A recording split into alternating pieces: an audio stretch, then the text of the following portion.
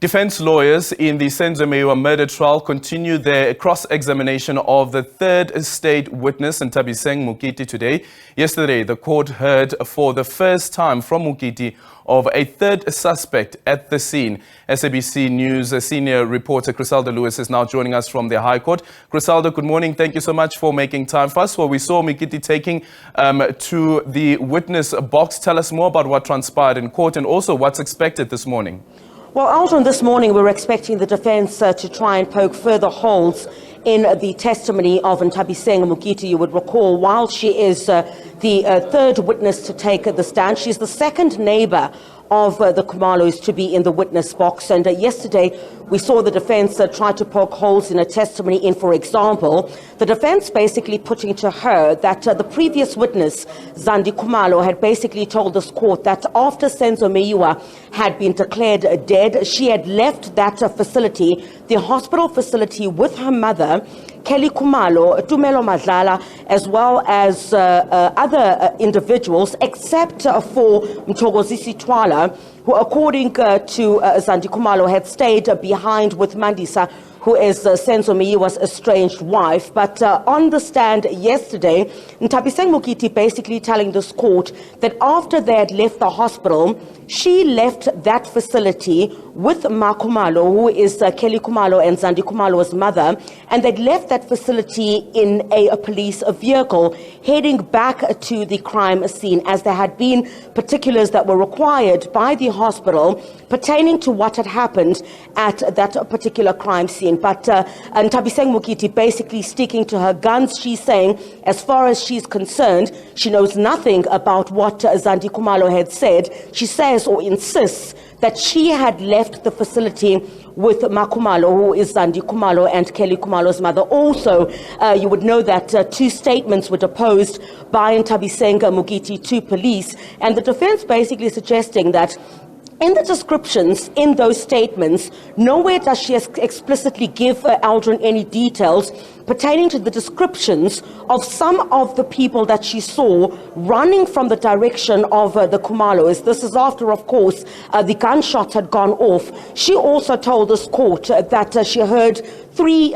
gunshots go off. This is consistent to what Zandi Khumalo had basically told this court in her evidence in chief. And we're also expecting, the defense to focus on exactly what it all is that she saw on that particular day. You would also recall that with the previous witness as well, who had been Zandi Khumalo. Of course, after Zandi Khumalo, there'd been Kaya Nache, who was also one of the neighbors. But Zandi Khumalo basically disputing or saying that she knows nothing about, the scene being tampered with. After this was put to her by Advocate Zandile Mshololo, who represents accused number 5, you would recall that there were statements previously read out in court, Aldrin, where some of those statements suggest that Maggie Phiri, who is one of the neighbors of the Khumalos and is a sister to the current witness on the stand, there were statements that said that Maggie Phiri had been cleaning the crime scene. She had been picking up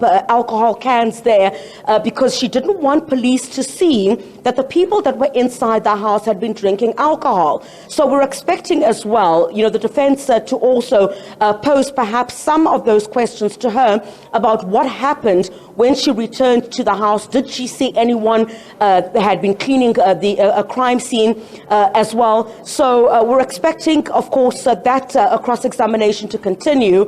The defense for accused 1 and 2 is continuing with the cross-examination this morning. We're expecting the others as well to also focus on various aspects pertaining to that. But of course, the trajectory that we're seeing at the moment, Aldrin, is that we are still with the neighbors at this particular point in terms of witnesses. You would have heard a bit earlier on this week that the state prosecutor advocate George Bolloy indicating that those that were inside the house at the time that Senzo Meyiwa was killed are available next week. So there might be a possibility that we might see some of those witnesses being brought here. But what we're also expecting, and we're not sure at what point we will see that, Aldrin, you would recall as well that the state had indicated that it was not going to call Kelly Khumalo, who of course was the boyfriend to the deceased at the time, time, and many asking questions about why this would be the case, given that Senzo Meyiwa would have gone to that house basically to be with her.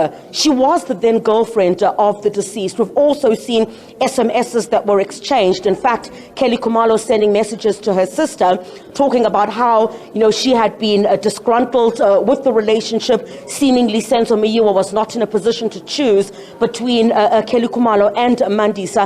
So, we're expecting at some point, as the defense has already indicated, Zitulele Nxumalo, who's representing accused number 4, did indicate in this court that they'd plan to bring an application to ensure that Kelly Khumalo is brought to this court. But certainly that is something which I think would unfold. We're not sure when, but is something that the defense is likely to bring. So cross-examination continuing this morning, with the defense expected to poke more holes in the testimony of the current witness on the stand. Of course, Aldrin, as you also pointed out, in addition to us mentioning that she said that she heard 3 gunshots go off, and there'd also been one person running past them. Remember, she had been sitting outside or just across the road from the Khumalos in a car with her friend, and this is when all of this had been unfolding. Also, Nthabiseng Mokete telling us that she was the first person to be told